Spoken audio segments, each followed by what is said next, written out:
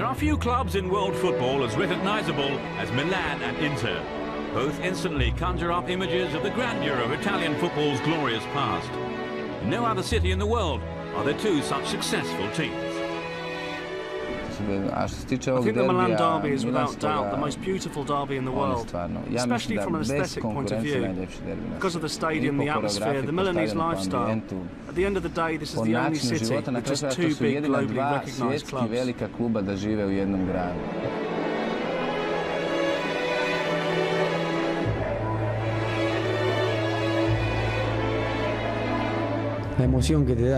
It's a game that both sides feel very strongly about. The club, the people, us players. Everybody has strong emotions about it. We all know that winning a derby carries a great amount of importance for the fans. The sensation of playing in a derby is totally different to any other game. From the great Inter side of the 60s to Milan's invincibles of the 90s, the Milan Derby has always been a hotly contested battle for local and European supremacy. Milan, it's one city with two big historical and traditional clubs like Inter and Milan. So, yeah, it affected the city even more, and the crowd and the fans of Milan or Inter. It's a unique story. Inter and Milan is the only story of its kind. That's why I believe it's the most beautiful derby. There is a beauty to the rivalry in Milan. More than just a city derby, Milan was once capital of world football. The derby was always played with great feeling. It was hard fought and very evenly contested. Even when we'd win the league, we'd often lose the derby.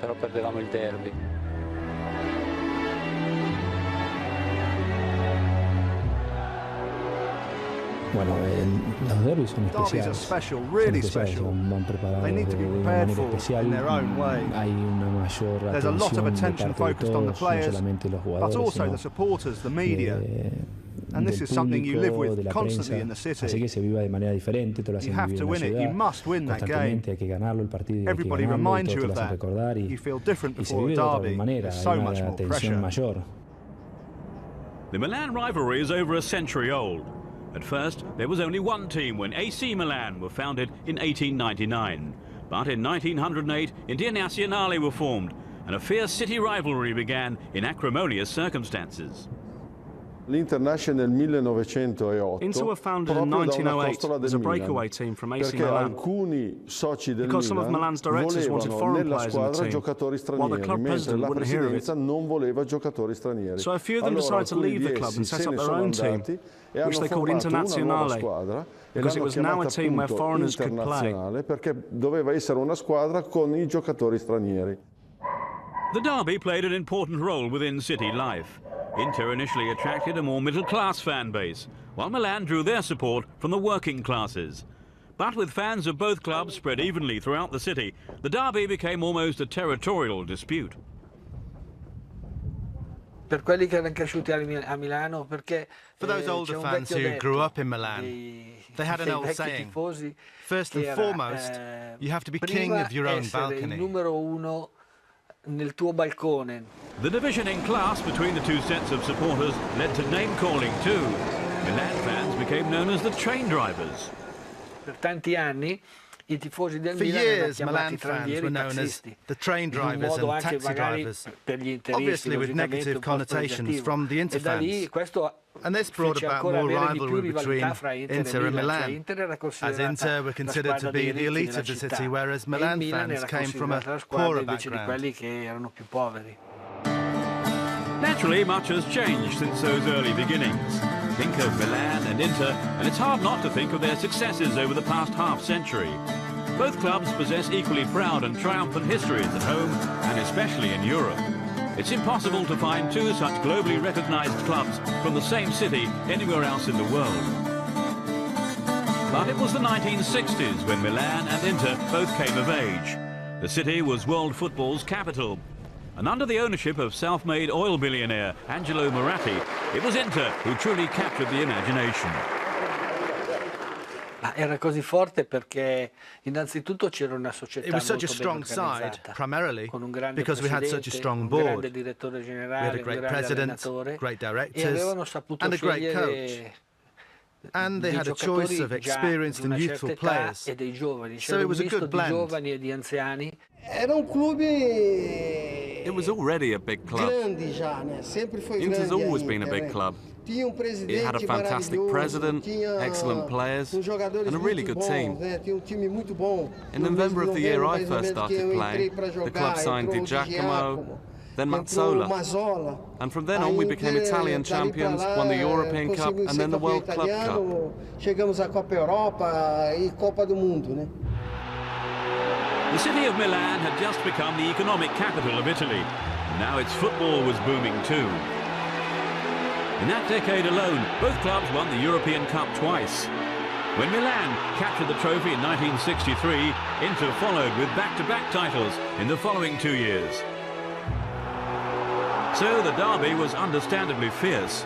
More than just a city rivalry, at times it was a match between the best two teams in world football.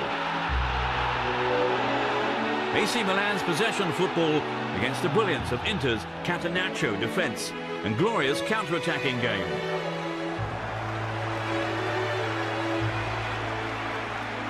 Quando a gente tomava a bola do When we time got possession adversário from the opposition in midfield, da we risca were do absolutely meio deadly campo, on the counter-attack. era mortal Just o so contra-ataque, quick. era bem veloz mesmo. E o And Mazzola we era had jogador Mazzola, que dentro da who was área so era important for us in the fundamental area. para nós, né? Mazzola was era really jogador quick muito and skillful. rápido, habilidoso, He was just phenomenal. fenômeno. Sandro Mazzola soon became both captain and symbol of that side. He owed his dislike of his crosstown neighbours to a rousing speech made by Inter legend Giuseppe Meazza when Sandro was still a youth team player. Io ho una macchia He nera. said, I've one black spot in my life. In his dialect, he said, I've got one black stain. And we all looked at each other. Don't tell us that Signor Meazza has sinned. We looked up to him like a god. It wasn't possible. But yes, he said, at the end of my career, I played for Milan. Per alcuni mesi nel Milan. Mazzola felt the rivalry with Milan more keenly than anyone, largely due to his own personal rivalry with Milan's golden boy, Gianni Rivera.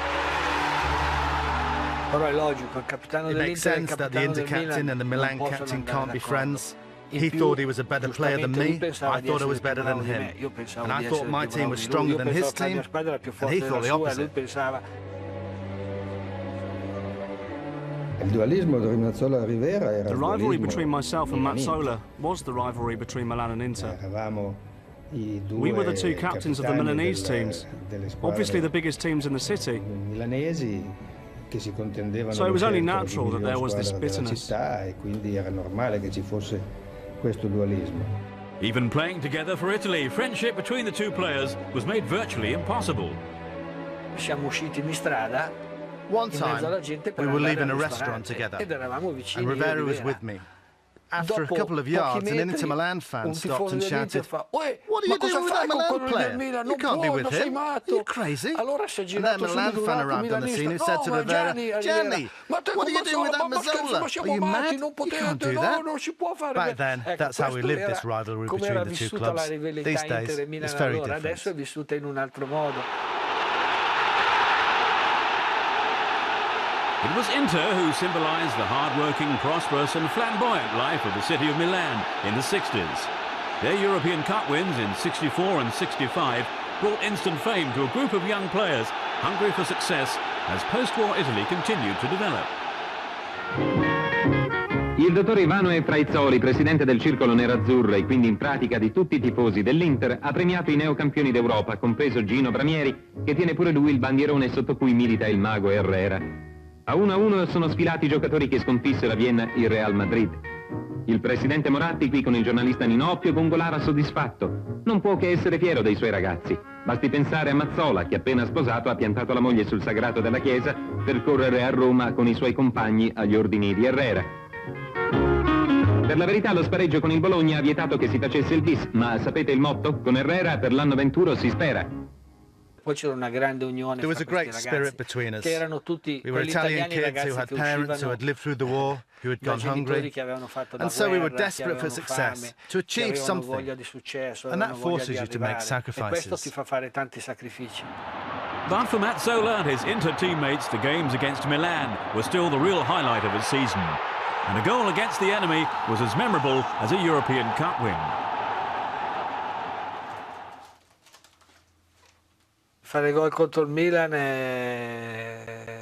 to score a goal against Milan, well, when you do that, you're just the king of your own city. The next day, all the Inter fans would come up to you and compliment you. It's the best feeling possible. Ti fanno I complimenti, è il massimo, è il massimo. Behind that Inter team was legendary coach Helenio Herrera, the dominant personality of Italian football in the 60s. And he enjoyed his own personal rivalry with Milan's Nerio Rocco. I think relations between the two sides were more tense when Herrera and Rocco were in charge. The derbies became more heated. I remember when Herrera was at Inter, he had Rocco's bench moved from one side of the ground to the other. And then in the return game, Rocco did the same to him. Silly little disputes, but all quite funny nonetheless. But the golden era had to end somewhere. After Milan's 1969 European Cup win, neither team enjoyed consistent success for another 2 decades. When we started to believe our own hype and just expecting to win, then it was all over. It didn't stop the Milan Derby, though, being the hottest ticket in town. The San Siro continued to sell out, just as it had done back in the 50s and 60s. There were no more tickets on sale during those derbies. They disappeared in 2 days. The stadium was completely full. It was not just a derby, but a special event due to the players and the fact that we made football more exciting.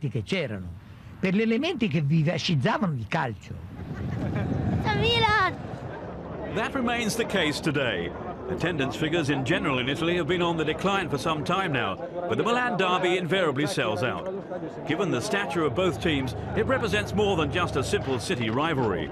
So often, Inter and Milan have been major challengers too for the Serie A title. The Milan Derby is very special. It's felt very strongly by the supporters, but there's a great respect for football, for the show itself. Italian football is often considered a form of theatre for the masses, and there's no better place for that show than the San Siro, often dubbed the La Scala of football.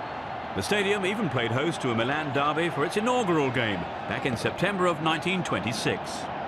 San Siro es un estadio the San Siro is a fantastic stadium, not only for the derbies but any other game. It's simply a great stadium. Por el estadio, por la infraestructura que tiene.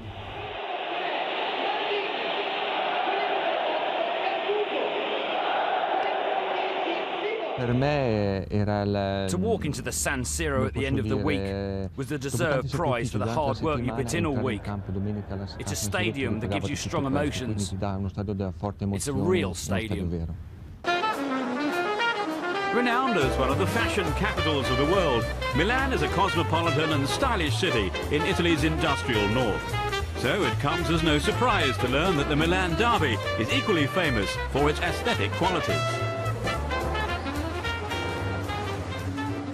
The stadium is always full for derbies. There are always 80 to 85,000 people there on Derby Day.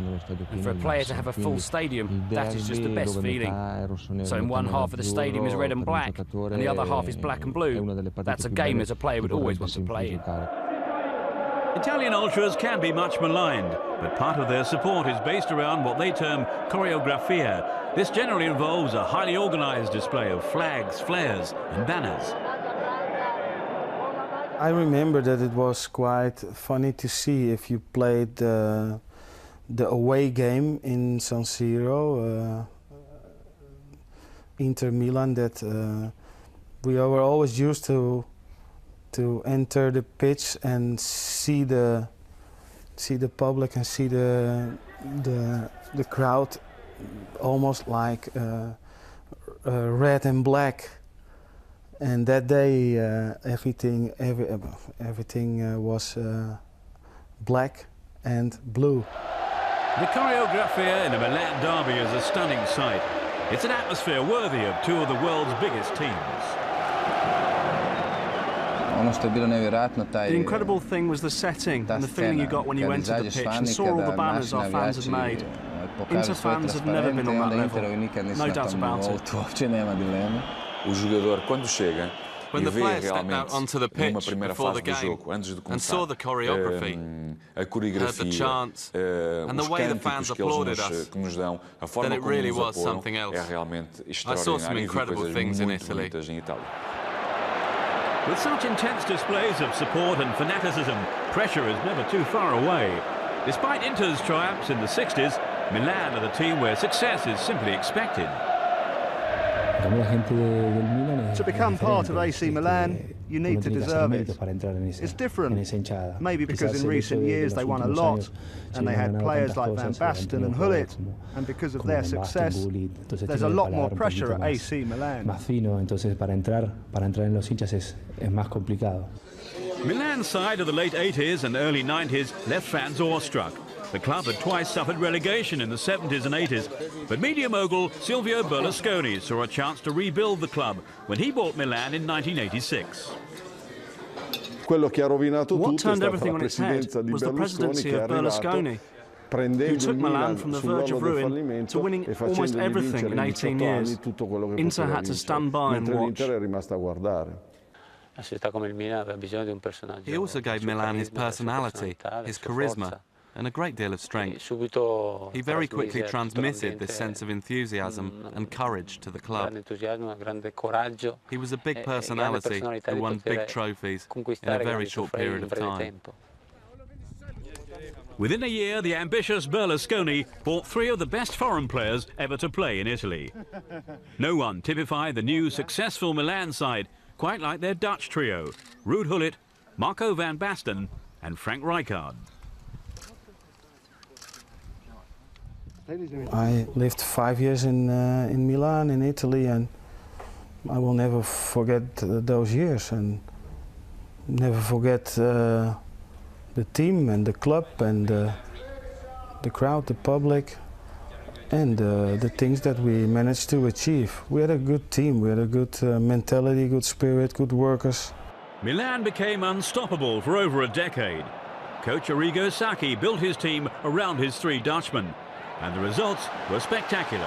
Dentro per Rijkaard, tiro, gol, 2-0! Un passaggio sbagliato a centrocampo, là il Milan è andato in possesso di palla e ha trovato questa bellissima combinazione. È meglio, credo che Gullit, Van Basten. The best of them were Gullit, Van Basten and Rijkaard all put together. In each of their different roles, it's difficult to say who was best or choose one over the other. In his position, I thought Van Basten was extraordinary, but then so too was Gullit and Rijkaard in the centre of midfield. For us defenders to play behind someone like Ruud, it was great, it just soaked everything up. But they were all incredible players in their tactical sense. It's hard to choose just one of them. I guess the person who really pushed us forward was Van Basten, because of his ability in front of goal and the goals he scored. A really great player. In Berlusconi's 20 years at the helm, Milan won 7 Scudettos and 4 European Cups. In that same time, Inter won just 1 championship and 2 UEFA Cups. It wasn't just trophies, though, that typified Berlusconi-era Milan. It was the way that they won them. He insisted on his teams playing a brand of exhilarating and attacking football. Where Van Basten, Gullit and Rijkaard made the difference was in instilling a winning mentality. La battuta verso il centro, la testa di Van Basten! E arriva il quinto, meritato gol del Milan. Ancora un assist di Maldini.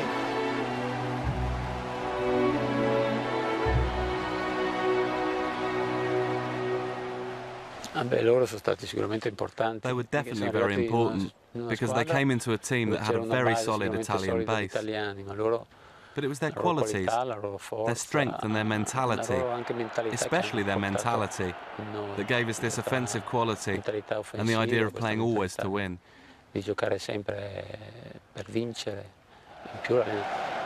While the Dutchmen were the star names of that Milan side, the rest of the team had a distinctly Milanese flavour. The side, who would later go on to be named the Invincibles, relied heavily upon their legendary back four of Mauro Tossotti, Alessandro Costacurta, Franco Baresi and Paolo Maldini. Only Tossotti wasn't born and bred in Milan. And it's these local players who felt the significance of the derby more strongly than anyone else. Pravi Milanesi doživljavaju na još jedan The Milanese feel that match on a higher emotional level.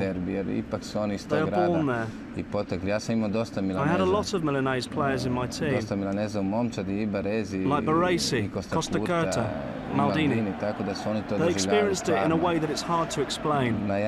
They were burning to play the whole week while preparing for the derby. The rest of us were training as if it was an important match, but were more laid back. Former captain Franco Baresi is one such symbol of AC Milan. The archetypal Italian libero, Baresi has dedicated his whole life to the club. He knew only too well the significance of beating Inter. I've spent my life at Milan, and I still work here. I've been here since I was 14, so Milan means everything to me. Uno dei tanti Milan con grandi campioni, Derby Van Basten, Becker, Paolo Maldini, Ruud Gullit, Mauro Tossotti, Ancelotti, Franco Baresi.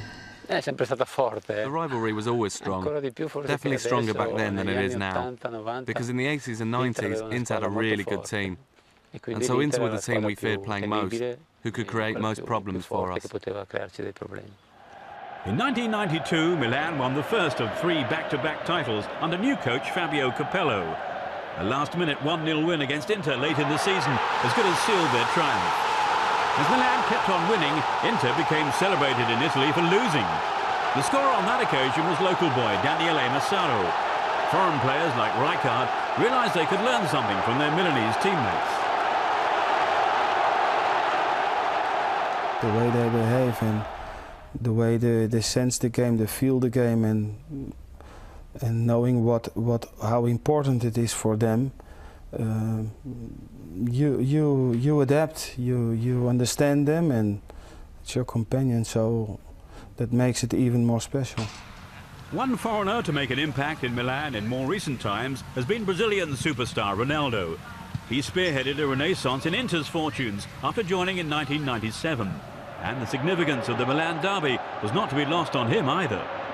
Ronaldo va dentro, palla per lui, Ronaldo! 1-0! Straordinaria l'azione dell'Inter, un bellissimo lancio!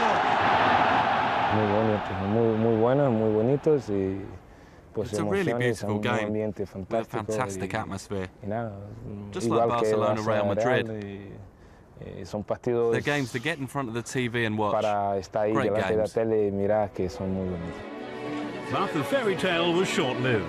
Ronaldo left Inter in 2002, and when he returned to the city, he did the unthinkable and joined the other Milan giants. A move that endeared him to no one at Inter and added weight to the argument that the Milan rivalry had lost its edge with the influx of foreigners. Ciccioni di Ronaldo. Sentivano molto I derby, I giocatori che erano The players who felt the derby very strongly were those players that were born up through the youth system, because they could feel their roots when they played with their team, and they felt the strong rivalry since the days they were kids. That's why they felt such strong ties to the derby. Nowadays it's not that way anymore. Players are all foreigners now, and what do they care about the derby's roots? Well, the world's a lot different these days. Players are more distant from the fans, and not just in Italy. Not being a part of that world, they don't realise the importance of things. In my day, we were part of it, so we knew. The rivalry in Milan has undoubtedly changed. Football no longer has the same local agenda. But for both Milan and Inter's passionate fans, the fierce crosstown bitterness still exists. And it's when one side is successful at the other's expense that the real rivalry can be seen. No, as I remember, if Inter wins something, then you will have a celebration of the Inter fans, and then the Milan fans will be quite calm. And if Milan wins the Champions League, it's the other way around. The only time when you get to notice a little bit more of the rivalry is when, for instance, Milan or Inter don't win the finals, they lose. And then it can happen that the fans of the other team are going on the streets and having some firework to celebrate it. So, and that's the competition between the fans of the two teams. That's the rivalry.